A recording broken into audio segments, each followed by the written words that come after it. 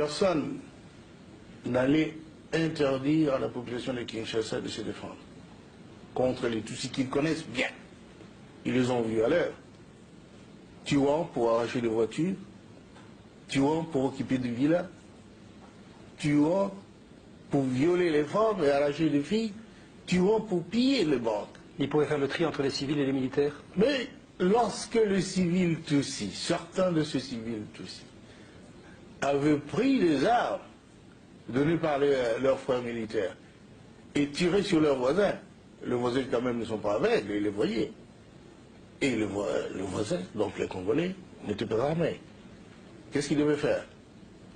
Il fallait qu'ils se défendent avec le moyen de bord. Ils l'ont fait. C'est leur droit. Messieurs, je vais dire avec force, c'est leur droit de se défendre contre ces assassins. Oui, comment est-ce que vous réagissez, vous, aux plaintes contre vous et votre entourage? Vous avez entendu ça? Oui, ça c'est plainte pour incitation au meurtre. Comment est-ce que vous réagissez, vous, sur le plan personnel? Qu'est-ce que ça vous fait sur le plan personnel? Je n'ai incité personne au meurtre. Quel meurtre? Vous venez dans un pays d'autrui, tuer les citoyens de ce pays, et vous dites, quand ils se défendent, ils commettent un meurtre. C'est un meurtre, ça. Pourquoi, lorsque l'armée rwandaise était présente à Kinshasa avec votre accord, puisque vous étiez alliés, vous n'avez pas dénoncé les pillages, les meurtres que vous dites, dont vous venez de parler à l'instant?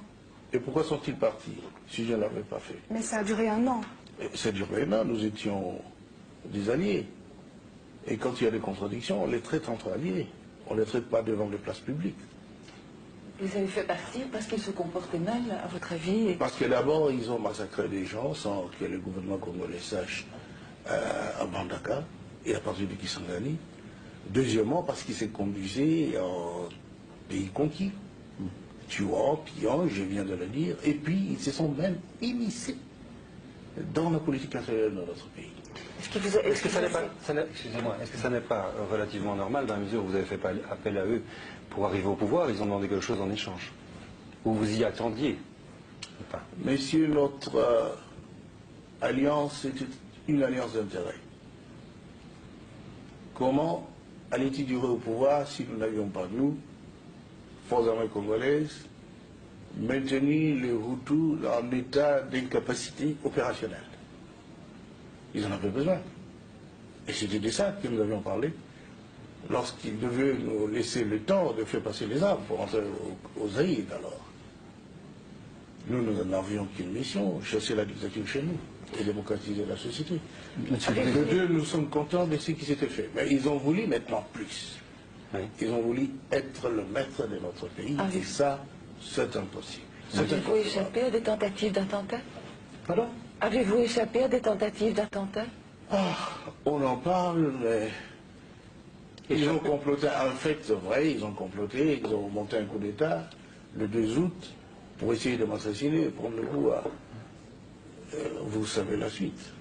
Monsieur le Président, depuis ce lundi, il y a une plainte qui a été déposée contre vous en Belgique, mais également en France, contre vous et contre certains membres de votre entourage pour crimes contre l'humanité. Comment réagissez-vous et vous sentez-vous menacé? Écoutez, c'est de l'amusement. Hein. Crime contre l'humanité. Qui avions-nous tué? Et moi et mon entourage. Nous n'avons tué personne. Mais il faut le prouver. Mais le 25 août, par exemple, vous avez lancé un appel à la radio demandant à la population de prendre les flèches, les lances pour se battre. Et vous avez dit, sinon nous allons être l'esclave des Tutsis.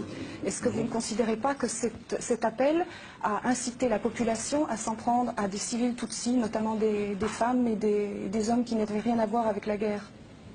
Madame, je ne suis pas forcé de vous dire qu'il ne faut pas croire que notre peuple est si naïf pour laisser les esclavagistes venir l'égorger, les soumettre à des exactions que notre peuple connaît tellement, parce que voisin des Tutsis et des Hutus.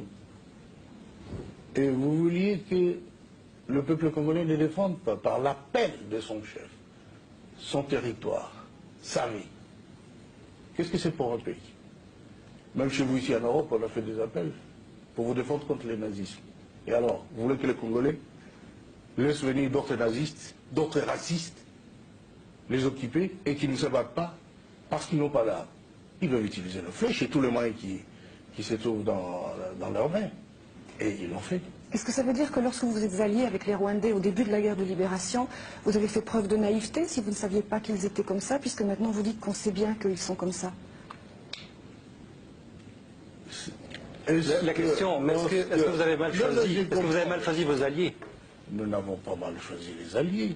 Dans la politique, il y a la tactique. Et puis, c'est momentané les alliances parfois. Et lorsque ça tourne mal, chacun a intérêt, son intérêt de son côté parce qu'il sait pourquoi il a fait l'alliance. Je n'ai pas mal choisi mes alliés parce que c'était un bon choix. Ce sont les alliés qui ont tourné Kazakh. Et non, non.